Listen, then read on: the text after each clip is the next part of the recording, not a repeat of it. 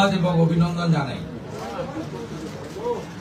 আমরা যে গুরুদায়িত্ব নিয়েছি, চলার পথে সংবিধানের চতুর্থ স্তম্ভ মিডিয়ার একটি গুরুত্বপূর্ণ ভূমিকা রয়েছে।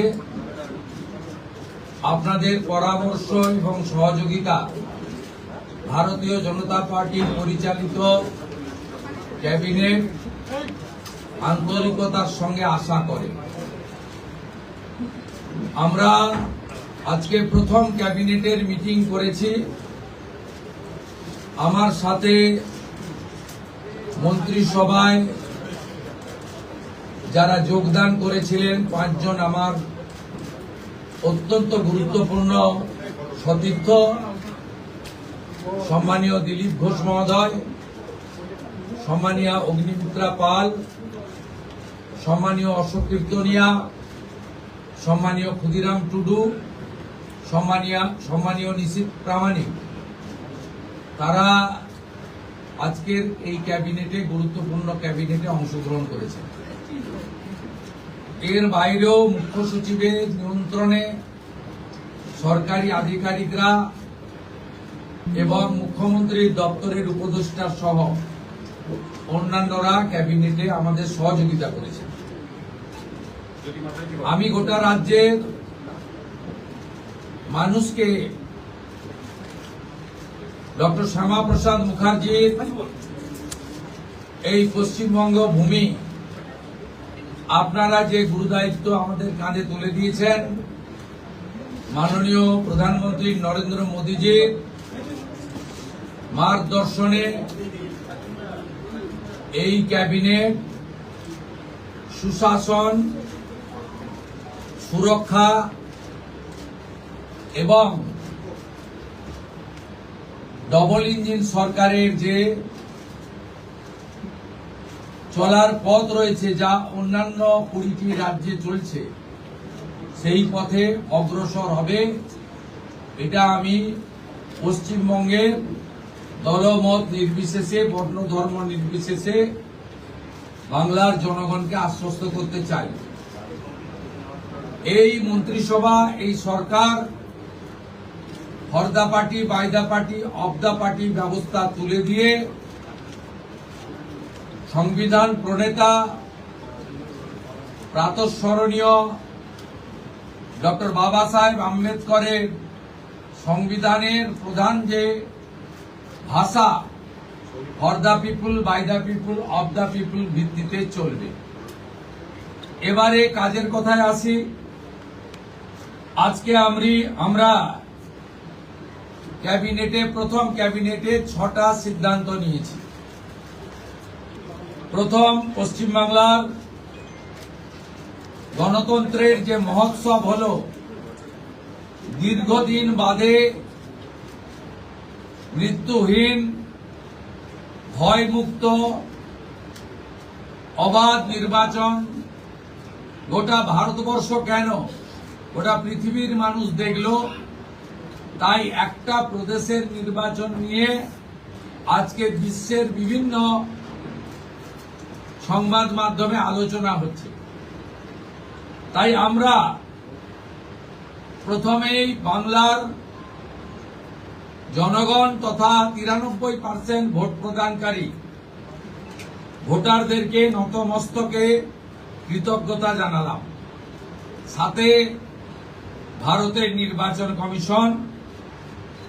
নির্বাচন কমিশনের নিয়ন্ত্রণাধীন ভোট কর্মী, গণনা কর্মী, বাইরের রাজ্য থেকে আসা অবজারভার, কেন্দ্রীয় সুরক্ষা বল, রাজ্য পুলিশ, কলকাতা পুলিশ, সংবাদ মাধ্যম, নির্বাচনে প্রতিদ্বন্দ্বী রাজনৈতিক দল, প্রার্থী, প্রত্যক্ষ পরোক্ষভাবে এই এত বড় কর্মযজ্ঞে অংশগ্রহণকারী প্রত্যেকের প্রতি এই ক্যাবিনেট কৃতজ্ঞতা জ্ঞাপন করে। দ্বিতীয়, আমরা যাদের আত্মবলিদানের মধ্য দিয়ে বিজেপি সরকার প্রতিষ্ঠা হয়েছে, সেই ভারতীয় জনতা পার্টির অকালে ঝরে যাওয়া 321 জন যারা আত্মবলিদান করেছেন তাদেরকে শ্রদ্ধার সঙ্গে স্মরণ করেছি, সমবেদনা জানিয়েছি। তাদের পরিবারের প্রতি এই সরকার দায়বদ্ধ। তারা যেমন হত্যার বিচারও আশা করেন তা আমরা দেব, সাথে সাথে এই পরিবারগুলির সামাজিক এবং অন্যান্য কল্যাণকর সমস্ত দায় দায়িত্ব আমরা এই সরকার কাঁধে তুলে নিলাম।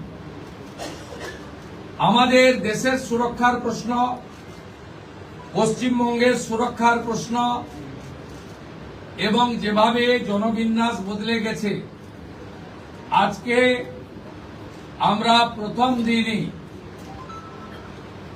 আমরা কেন্দ্রীয় স্বরাষ্ট্র দপ্তর তথা বিএসএফ এর সীমান্ত সুরক্ষিত করার জন্য জমি ট্রান্সফার প্রক্রিয়া আমরা আজকে অনুমোদন দিলাম এবং আজ থেকেই ল্যান্ড ট্রান্সফার প্রক্রিয়া শুরু হবে। ভূমি ও রাজস্ব সচিব তাকে এবং মুখ্য সচিবকে দায়িত্ব দেওয়া হলো 45 দিনের মধ্যে বিএসএফ এর প্রয়োজনীয় জমি হস্তান্তর সম্পূর্ণ করতে হবে, যা আমাদের কেন্দ্রীয় স্বরাষ্ট্রমন্ত্রী নির্বাচনের আগেই বলেছিলেন। এই কাজটা আজকে প্রথম ক্যাবিনেটে আমরা করলাম। মাননীয় প্রধানমন্ত্রী নরেন্দ্র মোদীজি তিনি বলেছিলেন প্রথম ক্যাবিনেট মিটিংয়ে আমরা আয়ুষ্মান ভারতে যুক্ত হব। আমরা আয়ুষ্মান ভারতে যুক্ত হলাম এবং সংশ্লিষ্ট দপ্তর কেন্দ্রীয় স্বাস্থ্য দপ্তরের সঙ্গে প্রয়োজনীয় যে এগ্রিমেন্ট অন্যান্য যে বিষয়গুলি রয়েছে সেটা স্বাস্থ্য সচিব, মুখ্যমন্ত্রীর দপ্তরের উপদেষ্টা এবং মুখ্য সচিব মিলিতভাবে অতি দ্রুত সম্পন্ন করবেন। অর্থাৎ আজ থেকে মাননীয় প্রধানমন্ত্রীর ঘোষিত পশ্চিমবাংলার মানুষের প্রতি যে কমিটমেন্ট আজকে ভারতীয় জনতা পার্টির ক্যাবিনেট সেটা সম্পূর্ণ করল। এর সাথে সাথে প্রধানমন্ত্রী জন আরোগ্য যোজনা, প্রধানমন্ত্রী ফসল বীমা যোজনা ক্রপ ইন্স্যুরেন্স, প্রধানমন্ত্রী স্কুলস ফর রাইজিং ইন্ডিয়া পিএম-শ্রী, প্রধানমন্ত্রী বিশ্বকর্মা, বেটি বাঁচাও বেটি পড়াও, প্রধানমন্ত্রী উজালা যোজনা 3.0 এবং অন্যান্য কেন্দ্রীয় স্কিম বা সেন্ট্রাল গভর্নমেন্ট স্পন্সর্ড স্কিম আমরা যুক্ত হওয়ার সিদ্ধান্ত নিলাম। বিশ্বকর্মা যোজনায় আমাদের যারা বিশ্বকর্মা আছেন, হাতের কাজ করেন, আমাদের কামার কুমোর থেকে কুম্ভকার, স্বর্ণকার থেকে মালাকার থেকে তাঁতি থেকে নাপিত থেকে সবাই যারা 8,65,000 আবেদন করে রেখেছিলেন, আগের সরকার যাদের আবেদন জেলা শাসকদেরকে দিয়ে কেন্দ্রের এমএসএমই দপ্তরে পাঠাতে দেননি, আমরা দ্রুত ওই 8,65,000 পিটিশনকে পাঠানোর ব্যবস্থা নিলাম। আপনারা জানেন পশ্চিমবঙ্গে 11 কোটি মা বোন দিদি উজালা 1-2 তে বেনিফিটেড হচ্ছেন ভারতবর্ষে। পশ্চিমবঙ্গে 11 কোটির মধ্যে 1,29,00,000 পান, সবচেয়ে হাইয়েস্ট। 400 টাকা কম মূল্যে তারা গ্যাস ক্রয় করেন। প্রধানমন্ত্রী আরো 75 লক্ষ দেশে চালু করেছিলেন এবং বাংলার জন্য কোটা ছিল 15 লক্ষ। গ্রাহক বিতরণ কেন্দ্রে হাজার হাজার দরখাস্ত পড়ে থাকা সত্ত্বেও শুধু রাজনৈতিক কারণে এই পিটিশনগুলো ডিএমরা সংশ্লিষ্ট দপ্তরে কেন্দ্রীয় সরকারের কাছে পাঠায়নি। তাই আমাদের মা বোন দিদিরা বঞ্চিত হচ্ছিলেন। আমরা গ্রাহক বিতরণ কেন্দ্রে পড়ে থাকা সমস্ত পিটিশন অতি দ্রুততার সঙ্গে জেলা শাসকদের সংশ্লিষ্ট কেন্দ্রীয় মন্ত্রক পেট্রোলিয়াম ডিপার্টমেন্টে পাঠিয়ে দেওয়ার নির্দেশ দিলাম এর ফলে উজালা যোজনা 3 তাতে পশ্চিমবঙ্গের আরো কয়েক লক্ষ মা বোন দিদি যুক্ত হওয়ার সুযোগ পেলেন। আমাদের পঞ্চম সিদ্ধান্ত, এতদিন পর্যন্ত পশ্চিমবঙ্গে national cadre is IPS, Paschimbanga cadre WBCS WBPS এদের কোনো কেন্দ্রীয় সরকারের ট্রেনিং এ কেউ যুক্ত হতেন না। এটা মুখ্যমন্ত্রীর অলিখিত নির্দেশ ছিল, আগের মুখ্যমন্ত্রী, বিদায়ী মুখ্যমন্ত্রী, প্রাক্তন মুখ্যমন্ত্রী। আমরা আজকে এই বিষয়ে চিফ সেক্রেটারিকে অন্য রাজ্যের যে নিয়ম আছে সেই নিয়ম ফলো করার জন্য আমরা তাকে এম্পাওয়ার করলাম, দায়িত্ব দিলাম। সাথে সাথে শুনলে অবাক হয়ে যাবেন, বিএনএস ভারতীয় ন্যায় সংহিতা, যা মাননীয় প্রধানমন্ত্রী নরেন্দ্র মোদীজির নেতৃত্বে কেন্দ্রীয় স্বরাষ্ট্রমন্ত্রী মাননীয় অমিত শাহজি পার্লামেন্টে দুটো কক্ষে অনেক আগে অনুমোদন করেছেন, রাষ্ট্রপতি মহোদয়ের সই হয়েছে, রুল হয়ে গেছে। আমরা আশ্চর্য হয়ে গেছি যে এখানে বিএনএস কার্যকর করা হয়নি, অর্থাৎ অত্যন্ত অবৈধভাবে সংবিধানকে বৃদ্ধাঙ্গুষ্ঠ দেখিয়ে আগের সিআরপিসি আইপিসি চলছিল। আজ থেকে বিএনএস এ যুক্ত হলো পশ্চিমবঙ্গ সংবিধান মেনে।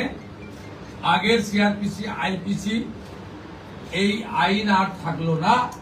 ভারতীয় ন্যায় সংহিতাতে আমাদের আজ থেকে কাজ শুরু হলো।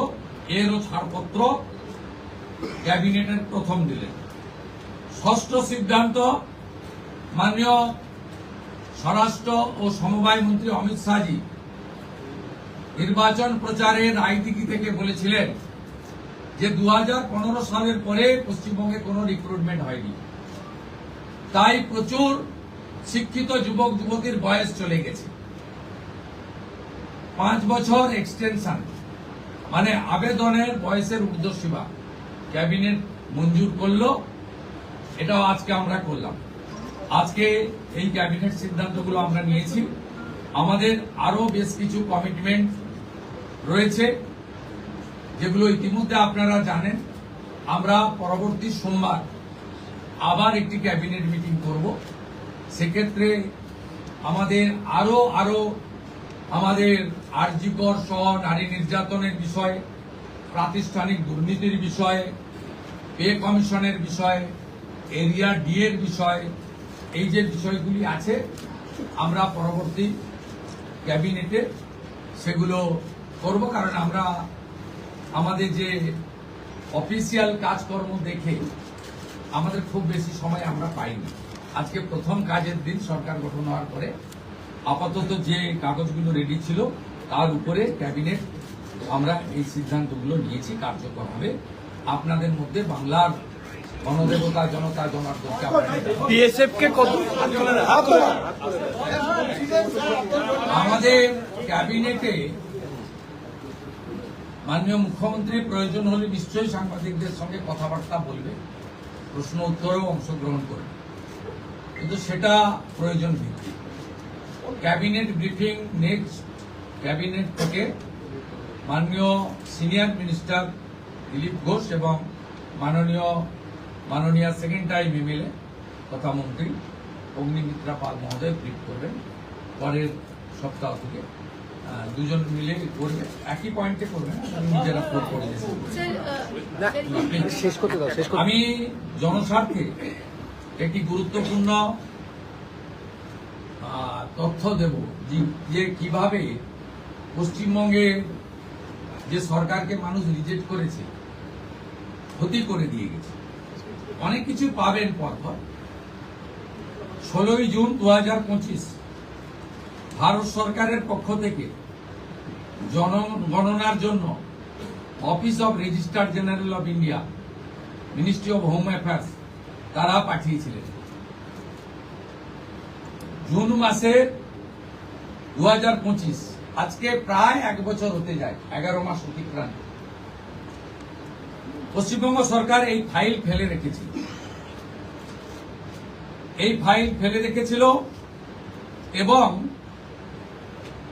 এগুলো এক্ষুনি পাবলিক ডোমেনে আনার বিষয় নয়, কিন্তু যে তথ্য আমাদের এই হাতে আছে, যে লিখিত তথ্য আছে, তাতে এরা শুধুমাত্র পশ্চিমবাংলার সঙ্গে বিশ্বাসঘাতকতা করেনি, দেশের সঙ্গে, দেশের সংবিধানের সঙ্গে বিশ্বাসঘাতকতা করেছে।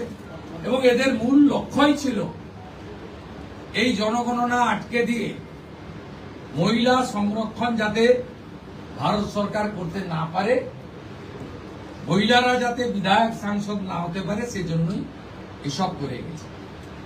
আজকে আমরা এখনই জনগণনা সংক্রান্ত 16 June 2025 ministry of home affairs, office of registrar general India তাদের পাঠানো সার্কুলারকে আমরা এখনই কার্যকর করলাম। এই মুহূর্ত থেকে জনগণনার কাজ, তার প্রক্রিয়া পশ্চিমবঙ্গ সরকার আজ থেকে এই মুহূর্ত থেকে করলো। এটি প্রশাসনিক নির্দেশে হলো। সবচেয়ে বড় যে অভিযান ছিল আপনাদের দুর্নীতির বিরুদ্ধে, সবচেয়ে বড় অভিযান ছিল, সেটা নিয়ে কোনো সিদ্ধান্ত হলো বা কথা? আমি আপনাকে বলেছি, প্রাতিষ্ঠানিক দুর্নীতি, মহিলা নির্যাতন, পে কমিশন, এরিয়া ডিএ, এগুলো নিয়ে নেক্সট ক্যাবিনেটে গুরুত্ব সহকারে আমরা ক্যাবিনেটে আনবো। নেক্সট মানডে হবে। আমাদের কিছু পেপার ওয়ার্কের প্রয়োজন আছে। আমরা আগের মতো বাজেট হয়ে যাওয়ার পরে চন্দ্রিমা তুমি এটা বলে দাও, এভাবে সরকার চলতে পারে না। সরকার চলে তথ্যের উপরে, সরকার চলে নিয়মের উপরে, এবং সরকারি সিদ্ধান্ত হয় সংবিধানের কতগুলো বিষয়ের উপরে। তাই এই গভর্নমেন্ট আমিত্বে বিশ্বাস করে না, আমরা নীতিতে চলবে এবং রুলস, অ্যাক্টস, সংবিধান, একে প্রায়োরিটি দিয়েই আমরা কাজ করব।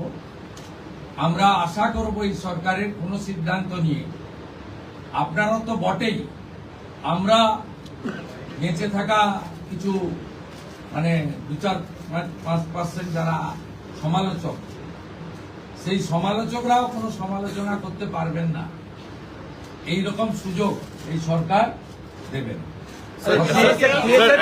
এই জন্যই মাননীয় প্রধানমন্ত্রী বলেছেন, বিজেপি পশ্চিমবঙ্গ বলেছে, ভয় আউট, ব্যবসা ইন। ব্যবসাটা আমাদের উপরে রাখুন, আমরা ঠিক পথে চলি। একটা কথা বিএসএফকে কতটা জমি দিচ্ছে? বিএসএফকে কতটা জমি দিচ্ছে? একটা বাংলা দেন, তারপরে দুটো হিন্দি দেন। আচ্ছা, বিএসএফকে কতটা? মাননীয় মুখ্যমন্ত্রী, আগের অনারেবল সিএম, বিএসএফকে কতটা জমি দিচ্ছেন? বিএসএফকে কতটা জমি? বিএসএফ যতটা জমি চেয়েছে ততটাই দেওয়া হবে। হ্যাঁ, এবং ইতিমধ্যে ল্যান্ড ডিপার্টমেন্ট কাজ এগিয়ে রেখেছে। আগের সরকারের অনিচ্ছাতে বিশেষ ভোটারদের বাঁচানোর জন্য,